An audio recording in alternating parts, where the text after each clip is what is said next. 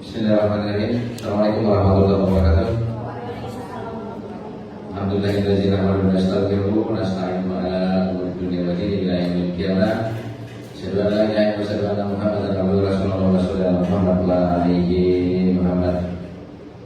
Dosen pembimbing pengampu mahasiswa dan saya hormati teman saya Mas Musnul Anam, warahmatullahi wabarakatuh yang saya hormati.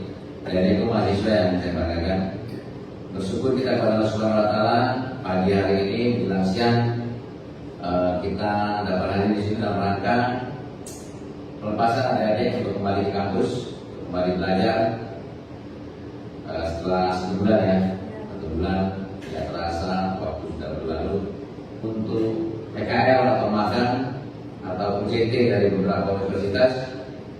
Itu artinya bahwa pemerintah menaruh kepercayaan, lembaga pendidikan ingin menaruh kepercayaan, sekolah-sekolah menengah kejuruan menaruh kepercayaan pun demikian dengan kami menerima tentu juga menaruh kepercayaan dengan lembaga yang kebetulan Bapak Ibu pimpin. Ke depan harapan kami adalah bahwa kerjasama ini tetap berlanjut. Harapannya adik tingkatnya adik-adik semua ini bisa juga untuk magang dan UJT di sini. Kalau saya tidak salah dalam beberapa tahun ini UIPI berlangganan tanda kutip untuk magang. Kami sekali lagi kalau ada yang baik ambillah, tapi begitu melihat yang tidak baik tinggalkanlah, tidak meninggalkan pintu gerbang ini. Tak perlu dibawa sampai ke kampus. Kalaupun tidak sesuai dengan mungkin dari pendidikannya, misalnya jurusan yang kurang terlalu match dengan apa yang didapat di lapangan, itulah yang ada di Lubuk Linggau. Kalau di kota-kota besar memang siogianya seperti saya katakan awal-awal dulu, ada akuntansi itu siogianya magangnya di dia juga berikan agar dia bisa mengetahui alur itu flow catnya keuangan itu bagaimana. Kalau di consumer goods itu biasanya ketika barang masuk, misal katakanlah kita sebut merek apa, menggunakan metode first in best out, IPO atau last in best out, sehingga buku gudang yang dipegang oleh pencatatan harus sama dengan stok file yang ada di gudang. Jadi sebenarnya masakan kalau selama ini kita melihat sehari-hari misalnya bendahara organisasi kecil lah kita arisan ya, dia yang membukukan, dia yang megang keliru. Dia bisa lupa kalau yang benar. Yang benar itu saya megang buku, Mas yang megang uangnya, atau saya megang uang, Mas yang megang buku. Sehingga nanti apa yang Mas catat itu mesti sama dengan stok file yang ada di saya. Itu benar. Kalau saya megang buku saya yang nggak uang, nanti saya jelek, saya pindahin, saya sobek, saya buang, nggak pas. Ini kok mestinya saldo 1.450.000 dari mana terus? Padahal makan bakso, makan bakso. Kadang-kadang lupa sih. Yang dulu itu nggak kita makan bakso pernah atau bakso? Oh iya. Itulah akibatnya tidak match. Kalau bahasa kami orang Bogor ngerti mas, ada literan atau literan. Kalau bahasa kami cupak. Kapan dia nakar beras, dia yang cupak, dia tuh yang ngikisnya. Selesai lah itu. Dia nyupanya, dia ngikisi dulu. Pas dah masuk kurang dan sama di semua. Mestinya saya yang cupak, mas yang ngikisi. Oh, harus standar. Jadi apa yang ada di gudang, orang gudang itu dia tidak mencatat apa-apa sebenarnya. Pak ini, Pak ini. Oh ya, dari ini, Pak. Sesuai permintaan, 2 pak sudah parah. Saya sebagai gudang ini tidak membukukan apa-apa sebenarnya. Tugas saya mengamankan stok file ini. Pada suatu bulan maka dilakukanlah stock of nine, dicek oleh auditor apakah betul yang dicatat, yang dimemokan oleh pembuat memo yang berhak mengeluarkan barang itu betul berada di gudang segitu. sesuai dengan aturan, mestinya didopak satu-satu. Ternyata ada yang lupa dikasih panggilan, ditanya kemana ini. Itulah auditor itu. Nah, mohon maaf kebanyakan manajemen kita, tapi kalau usaha kecil kita yang catat, kita masuk kantor kadang lupa nyatet kemana hasil kerja sehari ini ya. Oh tadi ada saya sekolah kita buat 150.000, pantas hilang. Rasanya nambah banget tadi banyak kan gitu. Karena nggak pernah dicatat sama dia berapa sih pendapatan nambah bank ini. Mesti yang sederhana catat. Sekarang ada kumpul sederhana 1, 1, 1, 3, 7.000. Sekarang apa tuh 15 ya? 15. Saya tidak dapat 690.000. Dicatat pengeluaran yang harus itu, satu makan siang saya di situ 10.000, 15. Bawa pulang 70.000, 70 nggak bisa bawa pulang semua, bawa 10.000 di tahun. Ini juga mengajarkan kita kalau nanti adik-adik berbisnis kecil, suatu hari jualan kue di kampung, itu dulu modalnya berapa? Saya jualan kue modal awal, ada kuali, ada segala macam. Di total barangnya itu menjadi 3 juta. Ini disebut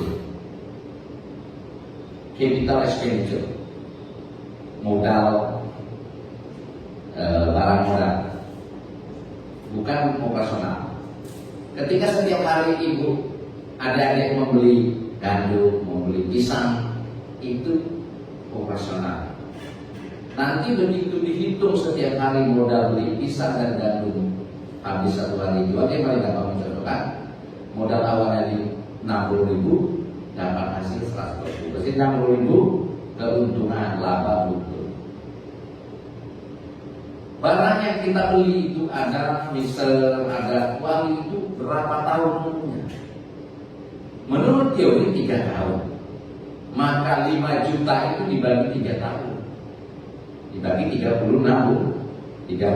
bulan. Itu disusutkan setiap bulan. Agar kenapa? Agar setelah tahun ketiga kita masih bisa jualan dengan mengambil uang tadi. Kalau 5 juta misalnya kita bagi 36 bulan, itu 138.000 sebulan, harus dikeluarkan ini. Kalau keuntungan sebulan dapat 2,5 juta, kurang 138.000 tahun, namanya akumulasi penyusutan. Kalau dia sudah banyak, kalau bulan pertama penyusutan bulan pertama 138.000 tahun kalian, sederhana. 1 tahun itu dapat sekitar 1,5 juta, ya kan? Itu 138.800, 139.000 lah. 1 bulan kali 12 bulan berarti 1,667 1 tahun. Sehingga kalau 3 tahun dapat 5.004.000 rupiah. Begitu tahun ketiga, kuali tidak bocor, mixer tidak rusak, gilingan tidak rusak, maka itu umur ekonomisnya sudah selesai. Umur ekonomis sudah selesai. Teknisnya masih ada. Susutkan lagi setiap tahun. Maka ketika tahun kelima kita selesai menyusutkan, barangnya rusak, yang 2 tahun menjadi keuntungan. Kalau kita makan semua itu, alamat apa ada jual nih? Wali bocor, tunggulah, apa yang sawit berarti tidak sanggup mengelola modal 5 juta tadi. Maka banyak modal bergulir dan kirim pemerintah, tidak pernah bergulir masalah. Mentok Indio itulah kawan tentang modal apa? Jadi di situ saya mungkin karena keterbatasan waktu saya, mesti saya gabungkan dengan adik.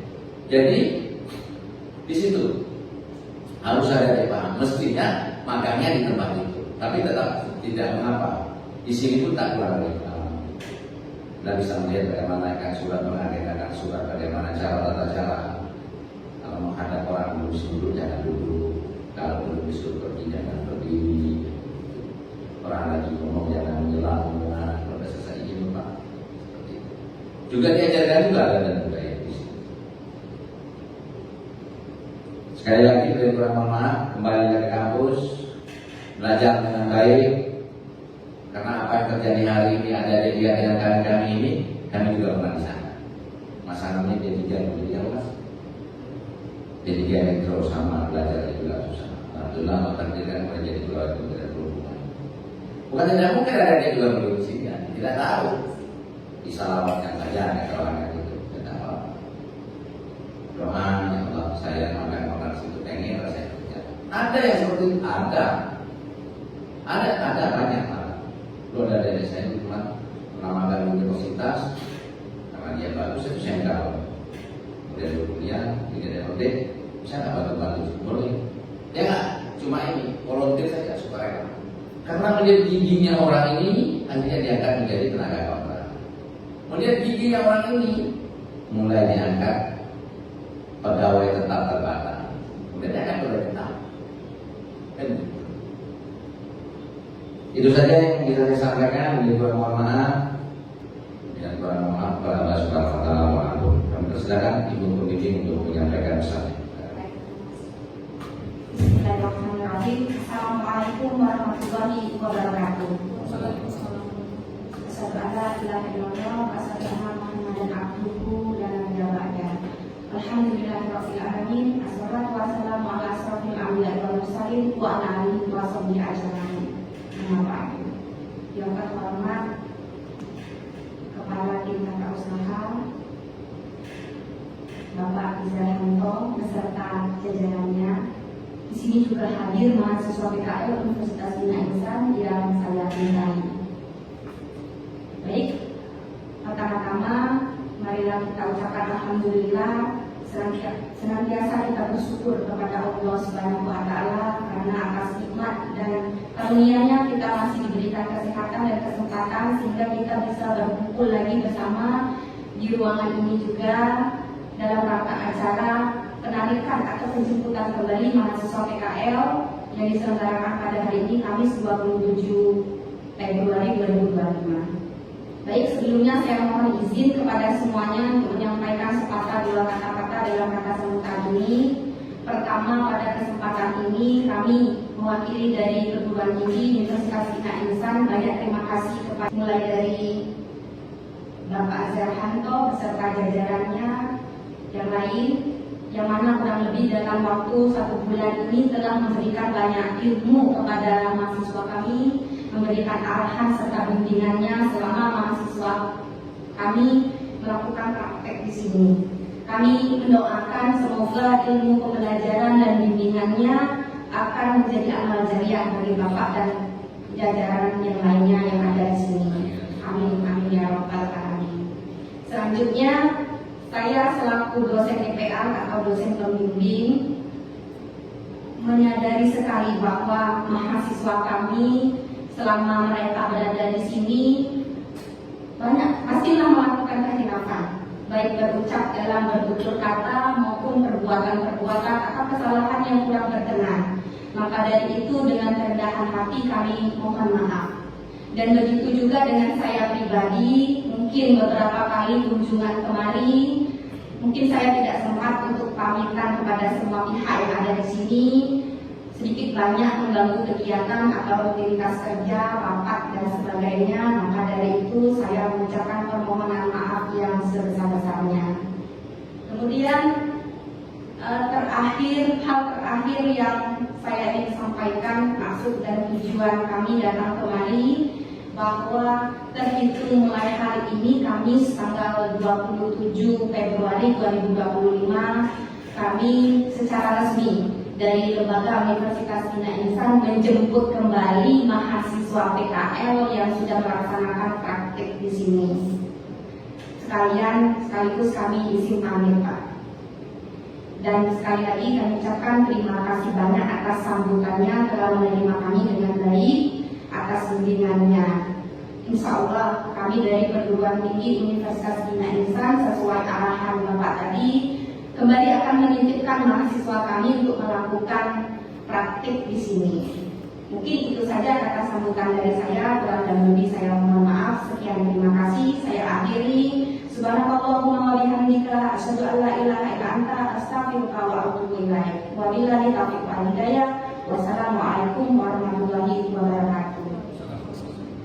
Terima kasih sudah selesai. Baik. Terima kasih, sudah selesai. Kita tutup.